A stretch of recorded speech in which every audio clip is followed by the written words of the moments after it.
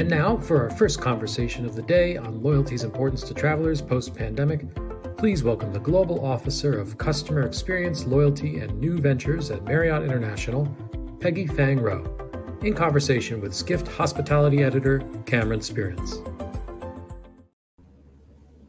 Good morning, Peggy. Welcome to the summit. Hi, Cameron. Good morning, and good morning to everyone. It's great to be here.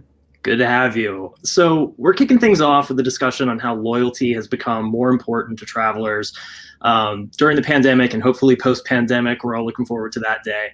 So want to start talking a little bit about some newer initiatives at Marriott that show earning points isn't just about a traditional hotel stay. I mean, you had the link up last week with Uber, work from anywhere, and eat around town, which I know was around before the pandemic, but I just want to highlight that as well.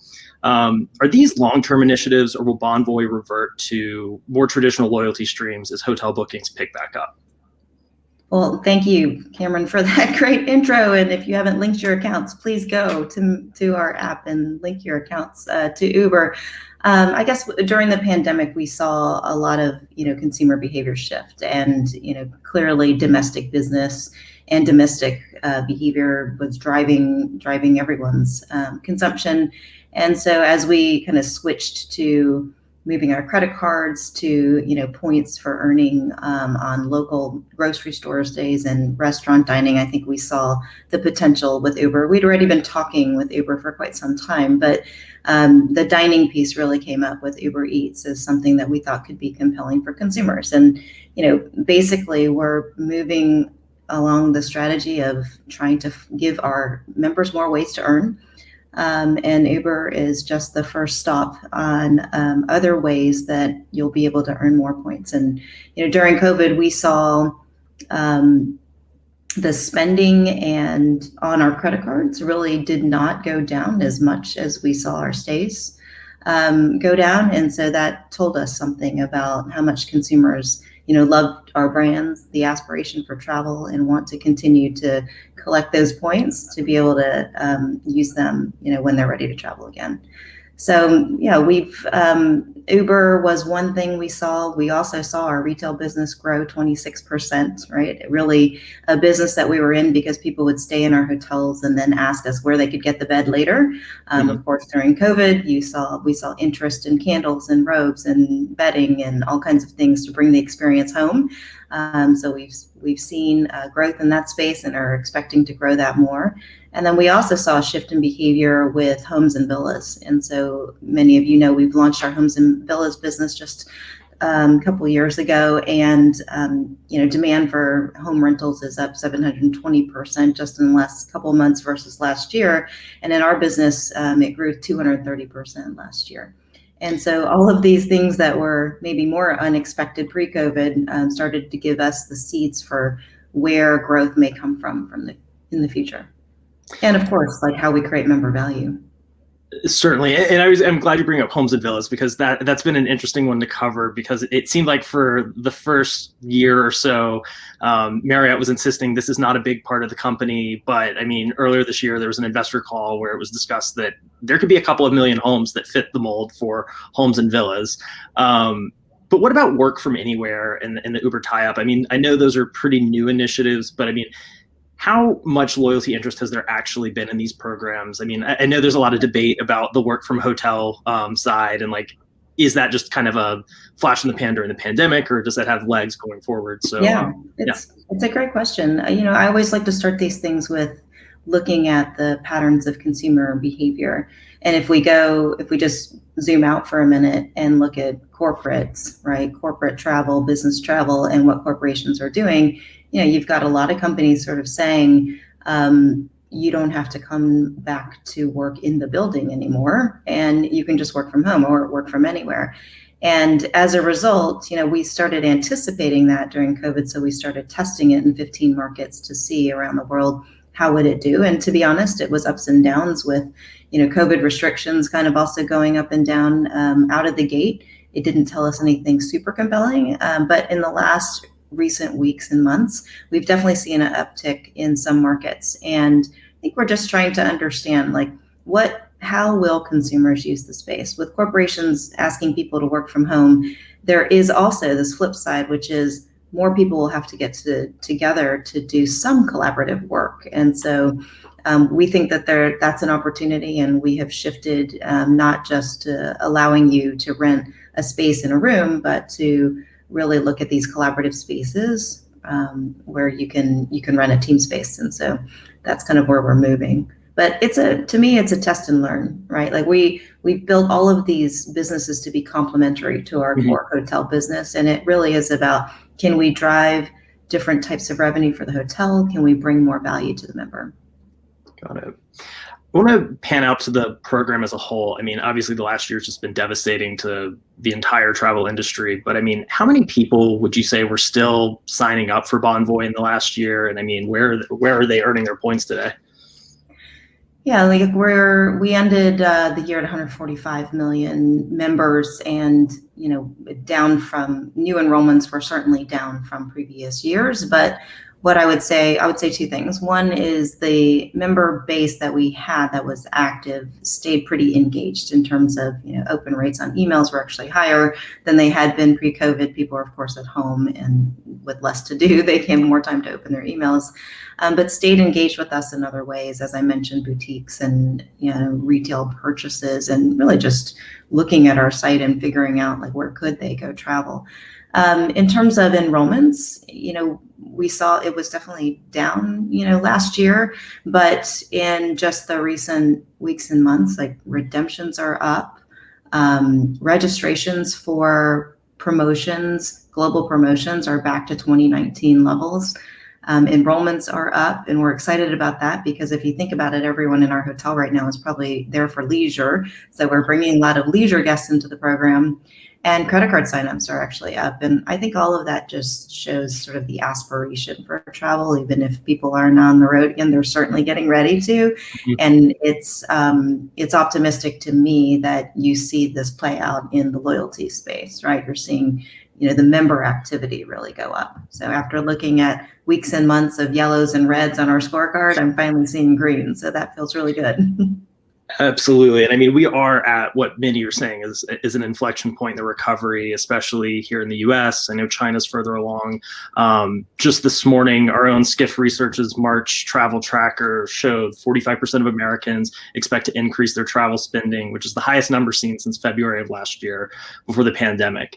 As it relates to Bonvoy, when you see that inflection point, I mean, is it a time to adjust and become even more appealing to leisure travelers? Or do you see that momentum as maybe a sign to stay the course and just wait for things to get back to where they were a little over a year ago? Yeah, I think, a couple of things. Like sitting here in the US, I feel that momentum. I see the headlines, right? Vaccinations are improving. But I was also just on the phone with our global presidents yesterday, and it's much more of a mixed view, right? And so you see cases spiking in India, you see some travel bubbles opening up, Australia to New Zealand. Dubai is looking pretty good, but Europe is still struggling a bit. And so I think, it's just so fragmented around the world. But I think optimism is the right word to go with. And in terms of our members, like this pent up demand for leisure travel, and some are talking about it as revenge travel, right? I'm ready to get out and experience life with a vengeance is really, really great for us. And I think for Marriott Bonvoy, we're looking to capture that amazing passion for travel. We believe that travel nourishes the soul, and as hoteliers, like we love nothing more than to see those smiles on those faces and people out connecting with each other and, doing business and just getting back out and discovering things. And so I think we're looking at, how do you capture that and bottle that up and turn that into long-term value, right, for our members. And so I think you'll see us do things more around, more ways to earn. How do I earn points in different ways? And how do we make sure we capture more of your leisure share, right? That we've been working on yachts for Ritz-Carlton and obviously homes and villas. We're expanding that around the world. So I think that's the way we'll bring value to members as they really start to get out and do more leisure while complementing what we've built in business. Absolutely. I want to draw your attention and everyone's attention to the results of a survey we threw out to the audience members of where they think travelers are most likely to earn hotel loyalty points in the coming year. Via hotel stays got the most, but dining or purchases with retail partners was second. Alternative accommodation stays third, and then not many went for work from hotel programs. I mean, do you have any reactions to this?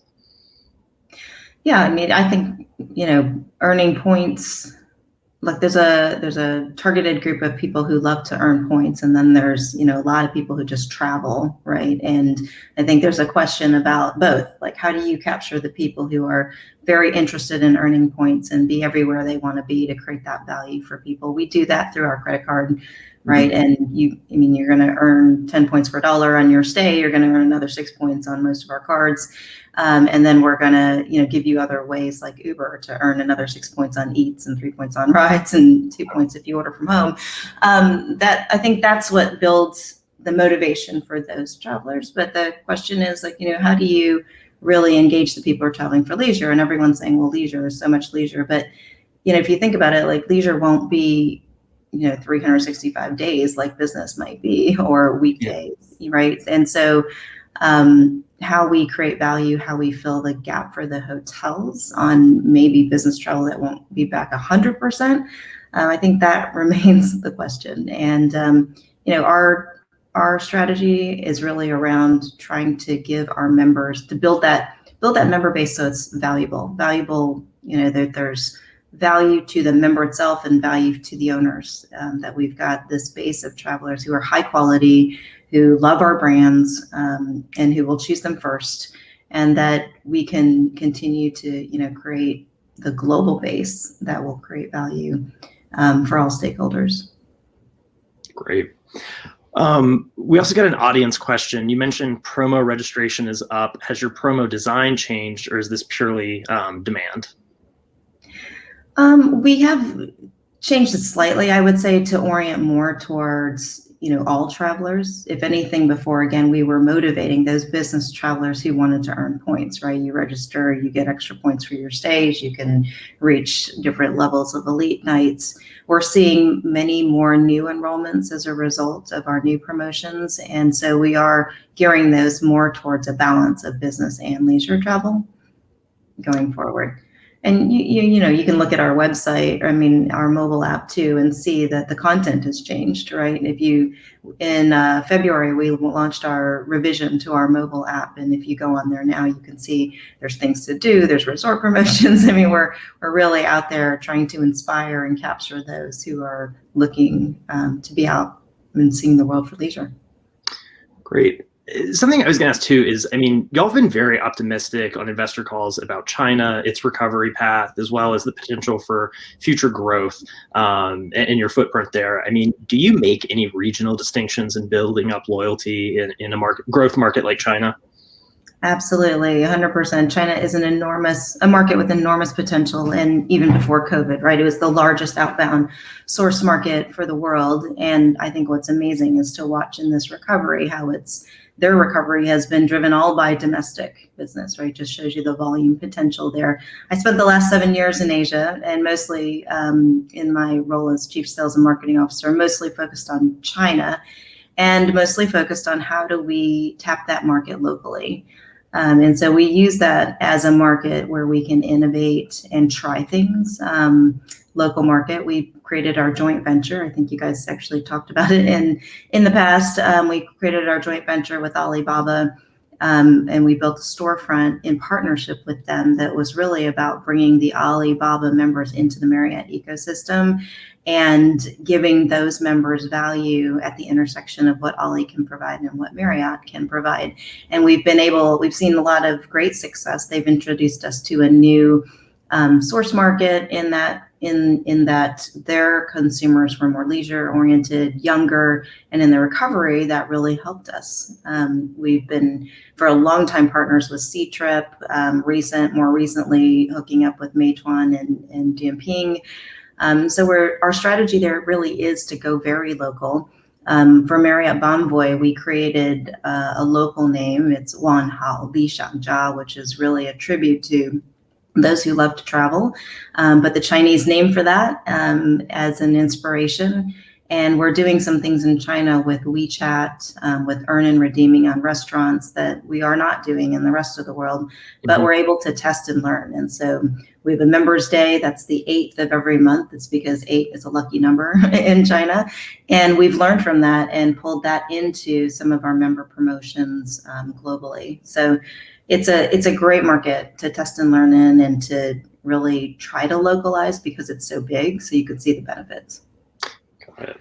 Well, speaking of growth, I mean, I know this discussion is about how loyalty has become important to travelers, especially as we recover further. But it does seem like loyalty and Bonvoy is also a very important growth tool for hotel companies in terms of both acquisitions, conversion deals with owners of existing hotels looking to take on a new brand affiliation. Can you talk a little bit about how Bonvoy is leveraged as a growth vehicle on that side of the equation rather than just customers? Sure. Yeah, absolutely. I mean, I mentioned it before, but Bonvoy, it is our competitive advantage, right? Our member base is our advantage. And I think the more valuable of a base that we create, these members, again, love our brands, choose them first, right? Are a higher quality member in terms of, what they're willing to pay in terms of for the experiences that they're going to get because they know and appreciate it versus who you might get through a distribution channel where, a wholesale, maybe somebody just looking for rate, right? Okay. So our value proposition to the members is really the member base, and the better quality base, the bigger and the better quality we build, the higher value it brings to our owners by lowering the costs of marketing, really. So that's, we're continuing along the path, and all of these things I've talked about, right? Expand the value to the member, Uber, homes and villas, retail. It just makes them stickier to the program, which then creates, again, more value back to the owner. Yeah, I mean, that's very interesting. I guess my follow-up to that is when you have a lot of the major brands making similar arguments, there are now some smaller entities popping up that serve as kind of a federation of independent hotels and resorts that you still have some level of distribution, but they're basically saying, sure, the big brands like Marriott have loyalty programs, all the bells and whistles, but is it worth the associated cost? And I'm curious, in an uncertain market, I mean, sure, things are looking good, but as we said, it's a little disjointed around the world. Is it something Marriott should be concerned with? And if so, I mean, how do you address that in talks with potential operators about coming into the system if there are some of these smaller upstarts emerging out of the pandemic? Look, we're always worried about that for sure. I mean, differentiation is the name of the game, and building loyalty program to us is most important. But I guess what I would say is, many people can build loyalty programs. It's about the quality of the base of the program that you build. And the quality of our base is based on consumers who love to stay in our brands. And if you look at our brands, we've got the largest portfolio of luxury brands, right? You've got a stable portfolio of hotels that people care about in terms of quality and reputation, long time reputation, delivering on quality and cleanliness. And, I think that translates to a higher quality customer. And it's without those brands, I don't know that you could do that, right? So it is about what brands are in the portfolio, what benefits do you provide to those members that are part of that program, and then how does that translate into the rates that you can get at the end of the day, right, for a hotel. And so I would maintain that we have the ability to build the highest quality member base in the world. And so that's, why owners should choose us. Got it.